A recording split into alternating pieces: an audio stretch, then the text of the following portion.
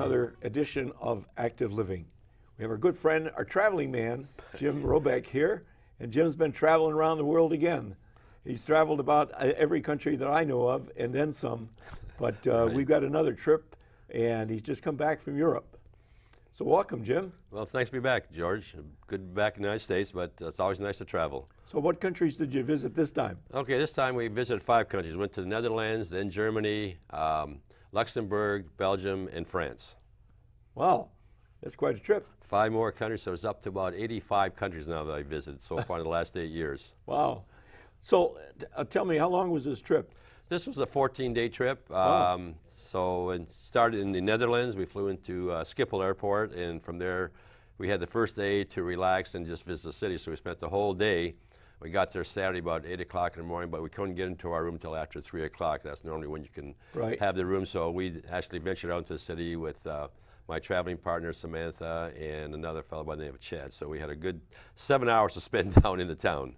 That's the tough part about flying to Europe, isn't it? Yes, it is. You fly all night, and, Right. and if you can't sleep on an airplane, you get there at 7 or 8 o'clock in the morning, and then you can't get in your hotel until the afternoon, so you end up being awake for like 24 hours straight. Or more, right? yeah, or more, right. But anyway, so once you got there and you get all rested up, then what happened? Okay, then we left the hotel about 9 o'clock. We met our tour director there, Monique. She's a very good tour director.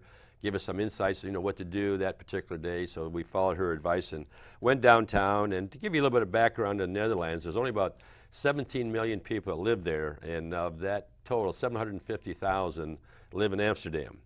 Okay. It's about 60 miles of canals. These are all dug out, so they're not natural. They're all been dug out way back many years ago to stop the floods they got from the North Sea. Okay. And interesting about that, there's 1,200 bridges that crisscross all these canals, so there's a lot of bridges. They're low bridges, the arch-type bridges. And of the 17 million, they have 1 million cows that graze in the Netherlands because of the cheese that they produce. So there's 1 million cows, 17 million people. One of the unique things about that is the bike paths they have. They're all marked in red, and they say red is dead. Now, if you go on those bicycle paths and you're on there and this bicycle comes whipping by, they would curse at you, they would yell at you to get out of the way because they'll run into you. They're traveling like 20 miles an hour, these bikes, so you stay out of their bike paths. So you got to look both ways to make sure that you're not getting the bike paths, which, they traverse all the city. Because there's thousands upon thousands of bicycles that are in Amsterdam. A typical bike would cost you about $1,000. They're very expensive bicycles. Okay. And it's just a city of bicycles because to own a car in Amsterdam is very expensive. Right. Just to find a parking spot to park your cars anywhere between 400 to 500 euros a month. So it's very expensive to own a vehicle there. And gas, this is surprising, gas are over $7 a gallon for gas in the Netherlands. It's very expensive. Now, the other countries was less expensive, but Netherlands was the most expensive. Well, we were there at one time. We were in the city of Munster, and in the city of Munster, they actually have these huge big bicycle racks at the train station. Where you put actually thousands of bikes, and all these people commute by train. Yep. They get in town, and then they grab their bike and they go to their work. When they're done, they come back and get on the train and go back home. Well, that's the mode of travel there. I mean, because like I say, the cost of owning a vehicle and the price of gas and everything is close there, so it makes it very worthwhile. Bicycles everywhere, no matter where you go down the alleys, the streets, they're all out there, and they lock them up because sometimes they get these drunks. They'll during the nighttime they'll grab the bicycle and throw them in the canals, and they have to retrieve these bicycles after a while out of the canals because they get loaded with bicycles. We ended up finally getting to the red light district, which is a very unique place. Everybody knows about the red light districts, right? Especially in Amsterdam, right? In Amsterdam. It's a state-controlled situation. For an interlude with the ladies, if you pick the one you'd like, you have all colors, all sizes, from beauty, from young ones to 21 to you name it. I mean, they're all there. And during the night, they have their fluorescent bikinis on, so it's that neon type of brassieres and things. So they charge, to tell you, it costs you 60 euro or 50 euros, which is about $60 American for 10 minutes for an interlude. So that's it. 10 minutes for 60 bucks. And these girls have to pay for these rooms. They pay anywhere from 100 to 180 euros, depending on the day and the amount of hours that they rent the place. Really? And just behind, you know, where they have their little cubicle, they're displaying themselves, and then right behind there's the bed, and you know, knock on the door, and you go in and negotiate your price, and you go from there. So, and I don't have any experience with that, Jim. Do you have any experience with that? No, I didn't. You know, not yet. You know, but it's very enticing. Let's put it that way. All right. There were some that were not so good, but some were just absolutely dead drop gorgeous. I mean, there's Really? some beautiful women there. It's unbelievable. So, but it's controlled by the state, which is very good. You know, there's no disease, nothing. You know, so it's well done and well orchestrated to the point where it's clean. There's no drugs in that area. They've cleaned up that particular part of the town. And so they've done a very, very good job of controlling it. Well, this is good information to know, Jim. Yeah, it's good to know if you go. Because you know, we've got a group of people that are going to Amsterdam Okay. in next summer. All right. And it's going to be a combination biking and sailing tour. That's right. You did that last year again. No, well, this Something is similar, this but is this is this is on different. a sailing ship. Oh, a sailing ship. Yeah. That's So gonna we're going to be doing fantastic. some islands with bikes. Wow, that's So, yeah. We'll but give we them a heads up. but we spend an extra day in Amsterdam. So Well, I'll have to just- check out this area you're talking about. Just tell the wives control the husbands, else they don't go off by themselves there. So, yeah, there's a lot of them there. I mean, you go down all the various streets in there, Right. you know, and it's quite unique. And they don't want you to take any pictures at all, you know, because they have, you know, on the wall they have a sign. I'll try to clean up my language. Says no effing pictures, you know. And the Okay. women will tap on the window if you're taking their picture. Yeah. They'll knock in there, and they will actually have you arrested if you know, basically if you continue this, you know. So they're very Okay. strict about that, you know, because it's, you know, it's controlled and done by the state, so it's done a very good job in maintaining this particular area. Right. The other Okay. thing is kind of interesting. Well, just going through the whole town, I mean, they got a beautiful museum, the Van Gogh Museum. We didn't have a chance to go to it. A lot of neat things as you're walking in the town itself. You can get lost very easily. Like I say, we're downtown for about 7.5 hours walking, so we must have walked about 10 miles that day, I'm sure. We did a lot of walking. But one thing unique about the buildings, which is unique, the buildings are actually tilted like 10 degrees. Okay. As you see them, they're actually tilted 10 Really? degrees. And what they have at the very top of the building, they have this hoist.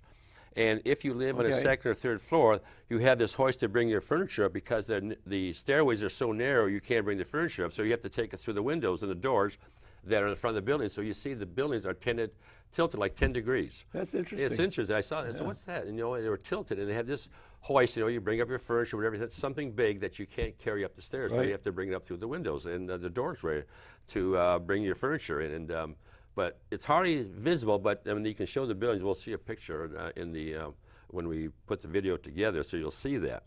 But the other thing about Netherlands, which is very interesting, they reclaimed a lot of land from the North Sea because they call them polders, P-O-L-D-E-R-S, and they're sectioned off. They have dikes, and they're all measured off, so the farmers have these particular polders. Okay. And they reclaimed a lot of the land from the North Sea, which they have to protect themselves from being flooded out every year. So they have done, as you're leaving the Netherlands, we went, well, before we left the Netherlands, we went to a cheese factory and a shoe factory. And interesting there, they make the cheese, the Gouda. We call it pronounced Gouda, Right. but it's supposed to be pronounced Huda, H-O-W-D-A. Instead Okay. of Gouda, it's Huda. And depending if it's aged, you know, they can put it in this paraffin. Cheese can last over 2 years in this paraffin. Right. You don't have to refrigerate or anything. So we saw the cheese factory. And then we saw this individual, he was making these wooden shoes. In the old days, they would take them about a day to make a pair of shoes. It's out of ash. And what he did is he took a block of wood and he put it into a lathe and he kind of turned it. And then we had 5 of these done. He would put them in a machine and he would drill these 5 particular parts of the shoe in about 2 or 3 minutes, and that was it. So 5 shoes are done in about 2 or 3 minutes versus the old days of how they had to do it by hand.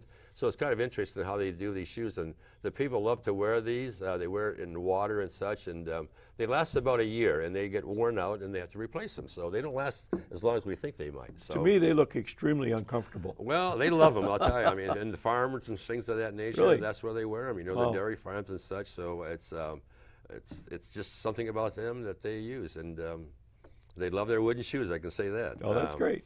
One of the unique things also about eating food there, they said the chefs there, if they don't know what it is, they don't eat it. So like we'd like to be experimental. Right. Experimental, but they are not experimental, the Dutch.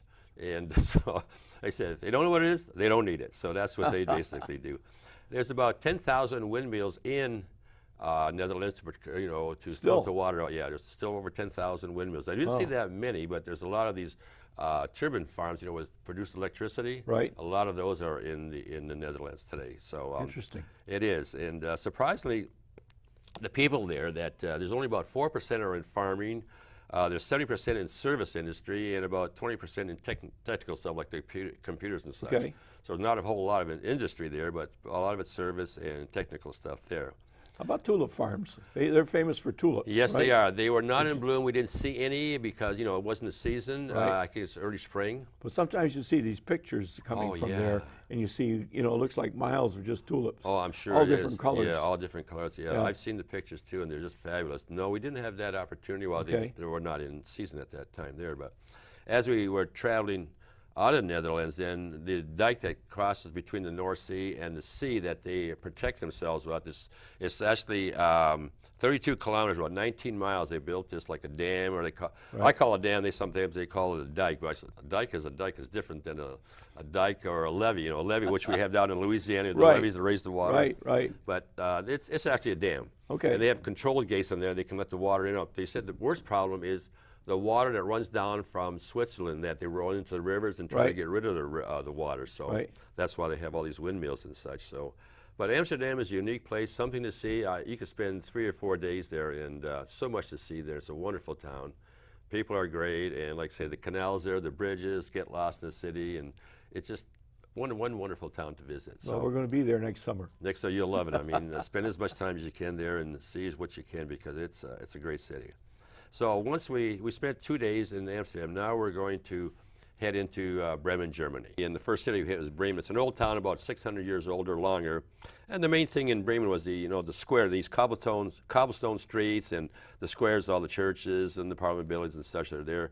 The one thing they had there was this statue, which starts at the bottom with the donkey, and then you got the dog, the cat, and the rooster, and they were supposed to be animals that were beyond their age. They were no good to the farmers, so there's a legend has they go to the city where Bremen is supposed to be the freedom city, a musician's town in Bremen. So they got there, they saw this one little cottage, and they saw these robbers that were in there. They chased them away, and when they try to come back, they scare them away again. So they were kind of the Robin Hood things, where they took the wealth of the robbers and gave it to the town of Bremen. Okay. So it's a big statue there in the town of Bremen, and it's kind of neat. And so that's basically was the town of Bremen. It's something we stayed there and spent one night because we had a long trip from Amsterdam, so stayed there.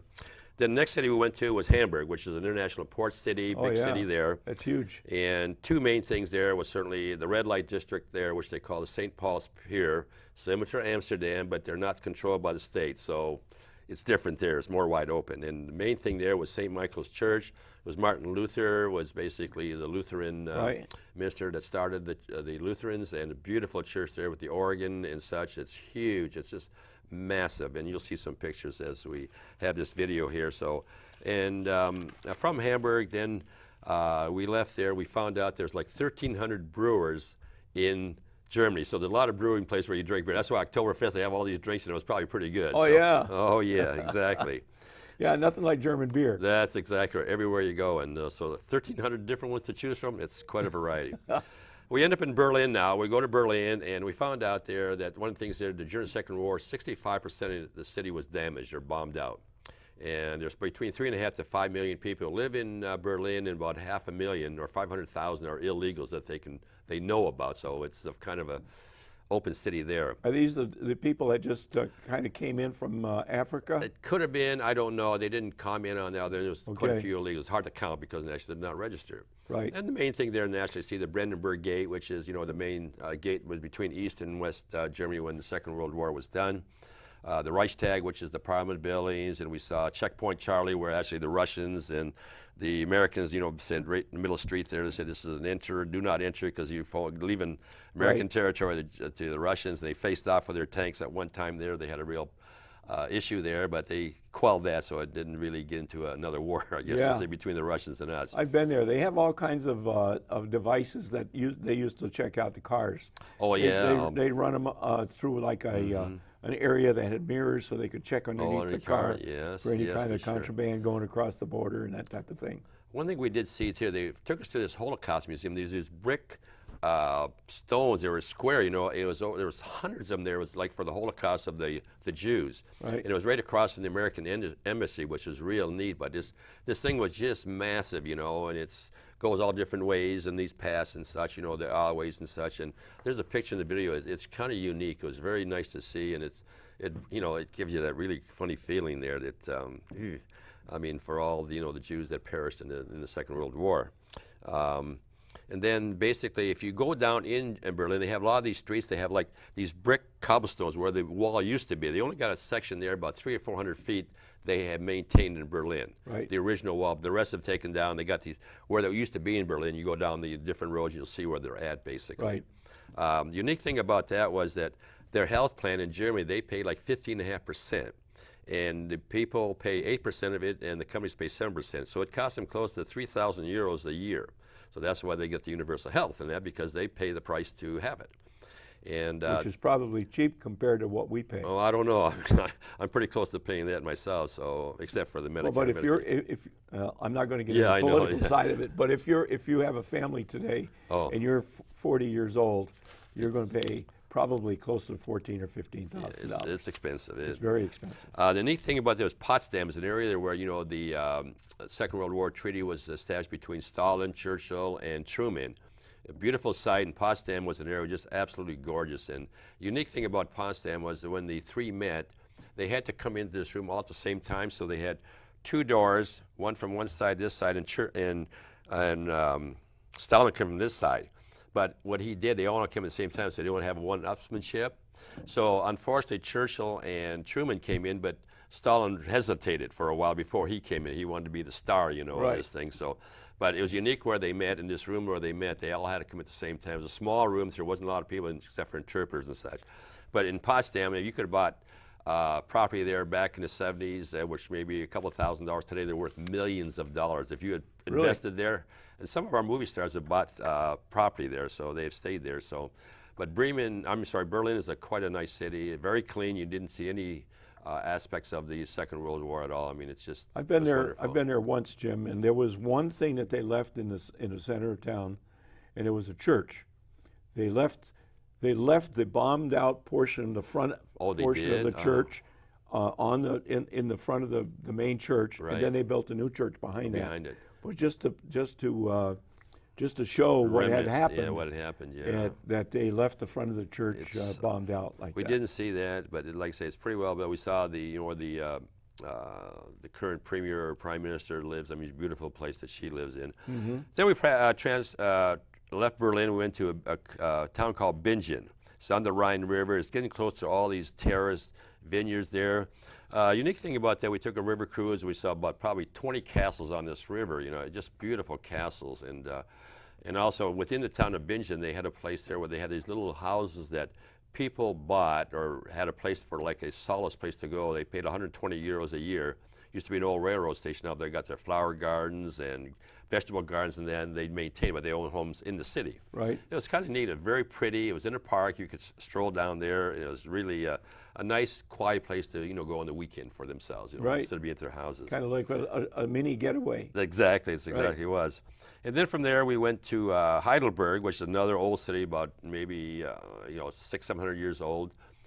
The neat thing about this, it was one of the oldest universities was actually started in Heidelberg. Really? And they had a place where students, if they were unruly, they had this little place like a little prison that they would go to if they were unruly, whatever they did bad. Yeah. And it's kind of unique. It was not major. It wasn't a prison, but it was a place they had to go to unwind, or whatever the case may be, to keep them from being more unruly. Let's put it that way. So Maybe we ought to think about something it like might that. be, take care of these beer drinking binges they have on campuses and such. Oh, yeah. And once we left Heidelberg, which is another, like I said, old cities with a lot of old buildings, a lot of architecture, was fabulous.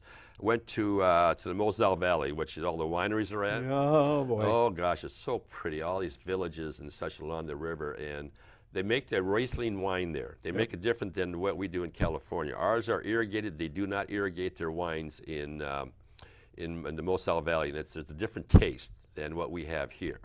And I couldn't tell the difference because I didn't have a sample there, but they say it's a much better wine. So if you want to buy good wine, buy the Riesling that comes from Germany. It's better Right. than our California wines. Well, we were lucky, Jim. We did a barge and bike tour up the Moselle River about 2 years ago, Uh-huh. and it was absolutely Oh, it fabulous. is fabulous. I We, mean, we drove our bikes through all the small towns, going up the river valley, and we stopped at some of the wineries, obviously. we did but it too. We was had a wine tasting. The guy was an old guy. He's independent. He fed us wine and everything else. I didn't buy any wine because it's tough to bring back. It's too much Right. weight. But we saw his little fine winery and showed us the ins and outs of it. They do not irrigate, which is interesting Right. with the soil and such there. Okay, from that town, we went to Luxembourg. And the main thing there was to see our American cemetery there, which is about over 5,000 soldiers are buried in this Luxembourg cemetery where General George Patton is buried with his men. He decided he was going to be buried with his men because he felt that they fought with him, he wanted to be with him. There was a mysterious way that he had an accident and he died basically, where he was on a hunting trip, came back, he's supposed to have collided with an Army tank or some Army vehicle. He was paralyzed from the neck down, and he made a request then that when he was going to pass away, which he did about 8 or 9 days later, that he wanted to be buried with his men, which he is. And Right. he has a prominent place in front of the cemetery, and all the crosses are further back there. And when you go to our American cemeteries, they're the most amazing, goose-bumping place you can visit. I mean, it gives you the thrill, not the thrill, I would say, the feeling of what these Americans went through, which we saved that Europe. It's unbelievable. I've been to that cemetery, and it is a pretty awesome, It's awesome, awesome site. And we have the best cemeteries in Europe compared to the British and the Germans and such. I mean, they're so well kept. I mean, there's not a cross out of place. You can look any way, any direction. Right. They're perfectly lined up. I mean, it's just so beautiful. It's so serene, so just unbelievable. It's something anybody who goes to Europe, go to our cemeteries. Right. There's 14 of them. There's 12 in Europe, and there's 2 other ones. And one's in Manila, from the Second World War, Manila, Philippines, and one in Tunisia. Okay, then from Luxembourg, we went to finally Brussels, Belgium, the capital of the EU. It's the most expensive city to live in. They pay 40% of their taxes are 40% of your wages. And it's compulsory there for you to vote. 97% of the people vote. Really? It's compulsory to vote. You Wow. have to vote, which is kind of interesting. And it's a country where the Smurfs came from, basically, if you know the Smurfs. And chocolate is their most prevalent industry is chocolate, and they say that they eat about 50 pounds of chocolate a year, the people is that right? in Belgium. So that's a lot of chocolate, but it's a very good chocolate. So you had to buy some chocolate. A little They're famous expensive. for 2 things, that and beer. Oh, beer too. They have Oh, something yeah. like 800 different breweries in Belgium too. So Right. it's a lot of breweries there. So a beautiful city there. You go to the square, and one of the things we saw there was a little statue they call Mannequin Peas, which is this little guy here is about 24 inches tall, and he's peeing, and what they call it, he's the little man that pees. And so he's a very famous statue. Everybody goes visits. There's also a lady statue that also is doing the same thing. She is urinating. There's a history that the reason they have this statue is that supposedly there was a fire in Brussels that he put out the fire by urinating on there. It's one of the stories. There's multiple stories. And he's actually dressed in different clothes every day of the year, from a joker to a judo expert to you name it, Napoleon, whatever the case may be. Yeah. So they all these uniforms that they have with this particular individual. He's a little square there that he sits on at the corner there. And the architecture in Belgium is fabulous when you go to into the square there. We were there on a Saturday night. There must have been people 30 feet deep, go this way and that way. You could hardly walk in town of Brussels. Right, Just right. incredibly busy, very, very, very busy. A lot of wealth there too. Well, it must be because it's the capital of the European Union, so Right. a lot of money is there, exactly. Right. So a lot of things there. We also visited another place where the Battle of Bastogne, which we really got cremated there, and so the Bastogne, we went and saw this memorial there, which is a 5-point type of a structure there. They have a picture of a famous sailor and nurse that they kissed in New York City. They have a statue of that. That's right. there. Right. It was kind of neat, so we saw that, and then also there's a big statue they call the atomium. It's like a chemistry thing. It's got these big silver balls on. I've been in it. Have you? Yeah. We didn't go in. That's fabulous. I don't know what's in it. What's the story behind that? Well, it's a representation of like an atom. Yeah, you right. know, It's like a molecule. with a bunch of molecules Right. attached. Yeah. But it's actually a facility that is more of a showplace. Yeah, it was it is part of one of the World's Fair. That's true, yeah. And they still want to take it down. They finally maintained it, so it was. So they maintain it as a thing to see, and it's pretty good to see that. So Right. Brussels is a unique city once again, expensive to live there. We had mussels 2 nights in a row, which was fantastic. My partner and I, we went 2 Oh, nights really? at Castles. 18 years, you get these big bowls of mussels, and you did mussels, you had a beer, mussels, and a dessert, and a soup too for 18 euros, which is about $21, something Right, like that. right. So 2 nights we had to have mussels, unbelievable. Fantastic. Yeah, and then from there, finally we end up in Paris, France. You know, basically Paris is a wonderful city to visit. There's so much to see there. We took a bus tour first. We saw all the main things like the Champs-Élysées and the Eiffel Tower. And so that was kind of the day we got there. And the next day we spent pretty well all day visiting the sites. Okay. And mainly we spent a lot of time. We didn't go to Louvre because it's closed on Tuesday, so we went to the Orsay Museum where I had a lot of the paintings of Renoir, Monet, and Manet. And then there was other Okay. ones that I can't even name. There's so many of them. And Van Gogh was there, you know, many of his pictures and a picture of himself portrait. And they had these beautiful marble statues were on the first floor, and then as you go to the 5th floor where these paintings were at, I mean, just some beautiful, beautiful Right, paintings. right, I didn't right. realize that these painters painted so many pictures. I thought maybe there was a couple of them, but I mean, there was, you know, 15, 20, maybe even more of these particular painters, you know, basically Monet and Renoir and all that. And a lot of them were nude, you know, which is kind of interesting. A lot of nude pictures. I don't know, Really? there's something for that era, you know, but a lot of nude pictures where they draw them, and then they have the Impressionist, and you know, there's various paintings that go as they go through life. These particular Right. painters go Right. through. And they show Van Gogh some of his where he went to these and he was getting blind and he was hard to see what he was trying to do there. I had the opportunity to go out to Monet's actual home Oh, is and that right? gardens Oh, my when I was goodness. there one time. Yeah, it was great. We didn't get to the Palace of Versailles. I had been there before. It's something to see. If you go to Paris, it's a must-see. Oh, It yeah. takes all day. Now, this particular one, they had this optional tour, which took only 2 hours there. There's no justice to go for 2 hours. If you go there, you got to go for the day because there's so much to see in the grounds. I mean, Right. our tour had the option. It was like $85, but I didn't go, and but it wasn't worth it for 2 hours. It's just not a place to go for Right. 2 hours. But we spent a lot of time, like I say, in the Orsay Museum. They went to Notre Dame, which was started to be built in 1163. I thought it was about 500 years old, but it goes back to 1163. Okay. And last time I didn't see what I saw this last time. They had a number of these murals in the backside of the church. It shows the life of Jesus as when he was born, to when Mary and Joseph had to go to, was it Jerusalem to register, or Bethlehem? Bethlehem. They had to register. They showed all these parts of his life in these murals, these little sections there. Okay. And it was really neat. It was about 12 of these. And on the backside, they had more of the time when he was teaching and such. You know, you got the disciples and things Right. on the other side. Right. And it was well worth to see in the back. And like I said, then you saw the whole structure as Notre Dame was built from 1163 on to like 1850, when I think it was finally completed. And like Amsterdam, there are 37 bridges that crisscross the canals on the Seine River in Right. Paris. Right. And something to see there. And a couple of things that were kind of interesting was the Eiffel Tower at night. I mean, to see that at daytime, you're not impressed, but at night, we were so impressed, and my partner and I, we sat underneath for 45 minutes and saw the structure, the engineering, the lights. Were just in awe to look Right, at this thing at right, night. right. And then every hour on the hour that they had these twinkling lights, and the whole thing goes all the way up to the top Right. and down. It's only on for 5 or 6 minutes. Uh-huh. And so it's well worth to see. See the Eiffel Tower at night. It's something really to see. Jim, we're And- just about out of time here. We're going to have to Okay. wrap it up pretty quick. Well, we got the last thing. Was nasty. At the end of the night in Paris, you have to go what we call the Crazy Horse. It's a burlesque type of a outing. It's like the Las Vegas. Right. The women are nude, but not just the top, and they're well choreographed, beautiful. There's like 15 different acts. And if you go there, it's $100 for the night. It's about an hour and a half show. So wonderful to see at the end of the night. We got back about 12:30, and we had to get up like at 4 o'clock to catch our plane, you know. So it was a short night. So, but that was the Europe. It was a wonderful visit. Wonderful, wonderful to see.